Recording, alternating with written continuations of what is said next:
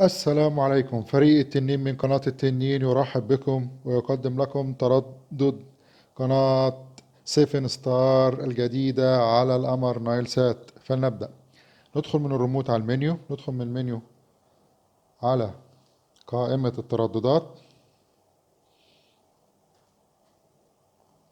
هنعمل إضافة للتردد عن طريق زرار الإضافة. التردد هو 12688.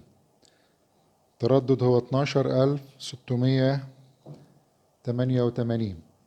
معدل الترميز 30,000. معدل الترميز 30,000. الاستقطاب عمودي. نقول له أوكي. زي ما احنا شايفين الإشارة قوية والجودة قوية. نعلم من الريموت من زرار الأوكي على التردد علامة صح. بقى كده نبدأ عملية البحث عن قناة سيفن ستار الجديدة على القمر نايل سات. نبدأ.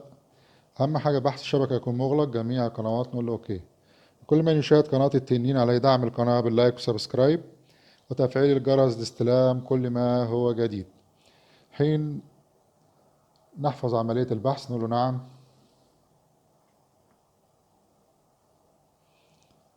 زي ما احنا شايفين جاب لنا الباقة الجديدة، وادي قناة سيفن ستار الجديدة على القمر نايل سات. التردد هو 12688. معدل الترميز 30,000. والاستقطاب أفقي. لكل من يشاهد قناة التنين عليه دعم القناة باللايك وسبسكرايب وتفعيل الجرس لاستلام كل ما هو جديد.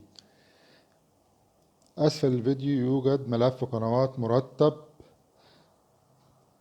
ومقسم إلى قنوات قرآن كريم، قنوات أخبار، قنوات مسلسلات، قنوات منوعة، قنوات أفلام. كل من يشاهد قناة التنين عليه دعم القناة باللايك وسبسكرايب وتفعيل الجرس لاستلام كل هو جديد.